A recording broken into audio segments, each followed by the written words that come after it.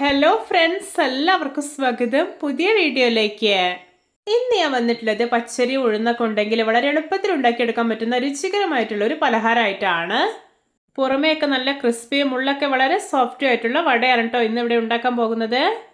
എന്നും പറയുന്ന പോലെ വീഡിയോ കണ്ടിട്ട് ഇഷ്ടപ്പെടുവാണെങ്കിൽ ലൈക്ക് ചെയ്യുക, ഷെയർ ചെയ്യുക, കമൻറ്റ് ചെയ്യുക, ചാനൽ സബ്സ്ക്രൈബ് ചെയ്യാനും മറക്കരുത്. പിന്നെ ഫേസ്ബുക്കിലൂടെയാണ് വീഡിയോ കാണുന്നതെങ്കിൽ പേജ് ഫോളോ കൂടി ചെയ്യണേ. ഒപ്പം നമുക്ക് നേരെ വീഡിയോയിലോട്ട് പോവാം.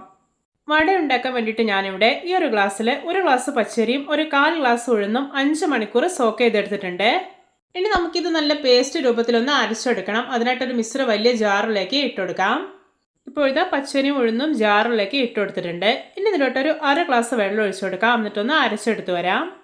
ഞാനിവിടെ കോൾഡ് വാട്ടർ ഒഴിച്ചാണ് അരച്ചെടുക്കുന്നത്. ഇപ്പോൾ ഇതാ നല്ല പേസ്റ്റ് രൂപത്തിൽ തന്നെ അരച്ചെടുത്തിട്ടുണ്ട്. ഇനി ഇതൊരു ബൗളിലേക്ക് മാറ്റി കൊടുക്കാം.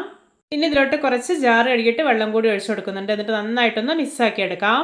ഈ ഒരു ബാറ്ററിൻ്റെ കൺസിസ്റ്റൻസി എന്ന് പറയുന്നത് ഓവർ അങ്ങ് ലൂസായി പോകരുത്, കുറച്ചൊന്ന് തിക്കായിട്ടിരിക്കണം. ഇപ്പോൾ ഇത് നല്ല പെർഫെക്റ്റ് ആയി തന്നെ മിക്സാക്കി എടുത്തിട്ടുണ്ട്. ഇനി നമുക്കിതൊരു 1/2 അവർ റെസ്റ്റ് ചെയ്യാൻ വേണ്ടിയിട്ടൊന്ന് അടച്ചു വയ്ക്കാം.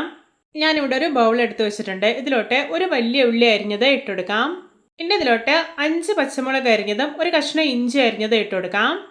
ഇനി ഇതിലോട്ട് കുറച്ച് കറിവേപ്പില ഇട്ട് കൊടുക്കാം. പിന്നെ കുറച്ച് ഉപ്പ് കൂടി ചേർത്തിട്ട് കൈ വെച്ചിട്ട് നല്ല പോലെ ഒന്ന് തിരുമ്മി യോജിപ്പിച്ചെടുക്കാം. ഇപ്പോൾ ഇതാ തിരുമ്മി യോജിപ്പിച്ചെടുത്തിട്ടുണ്ട്. ഇനി ഇതിലോട്ട് നമ്മൾ നേരത്തെ റെസ്റ്റ് ചെയ്യാൻ വേണ്ടി വെച്ചിരിക്കുന്ന മാവ് ഉണ്ടല്ലോ, അത് മുഴുവനായിട്ടും ചേർത്ത് കൊടുക്കാം. ഇനി ഇതിലോട്ട് ചേർക്കാൻ പോകുന്നത് ഒരു 1/4 ഗ്ലാസ് മൈദയാണ്. ഇനി ഇതിലോട്ടൊരു 1/4 ഗ്ലാസ് കടലപ്പൊടി കൂടെ ചേർത്ത് കൊടുക്കാം. ഇനി ഇതെല്ലാം കൂടെ കൈ വെച്ചിട്ട് നല്ല പോലെ ഒന്ന് കുഴച്ചെടുക്കാം. ഈ ഒരു ബാറ്ററിൻ്റെ കൺസിസ്റ്റൻസി എന്ന് പറയുന്നത് ഓവർ ടൈറ്റായി പോകാനും പാടില്ല, ഓവർ ലൂസും ആവരുത്. ഒരു മീഡിയം പാകത്തിൽ വേണം റെഡിയാക്കി എടുക്കാനായിട്ട്.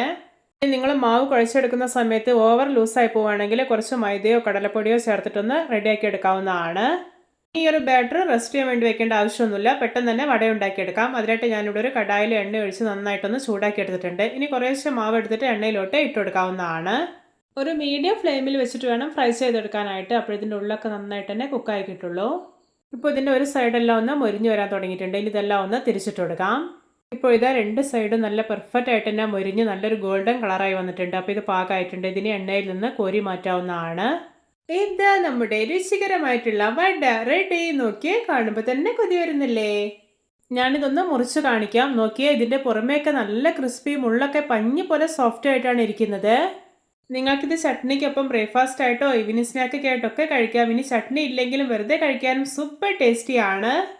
എല്ലാവർക്കും എൻ്റെ simple and tasty vada recipe ഇഷ്ടപ്പെട്ടെന്ന് വിചാരിക്കുന്നു. ഇഷ്ടപ്പെട്ടാൽ സപ്പോർട്ട് ചെയ്യാൻ മറക്കരുതേ. അപ്പോൾ ഇതുപോലെയുള്ള വെറൈറ്റി വീഡിയോകളായി നമുക്ക് വീണ്ടും കണ്ടുമുട്ടാം. Okay, bye bye.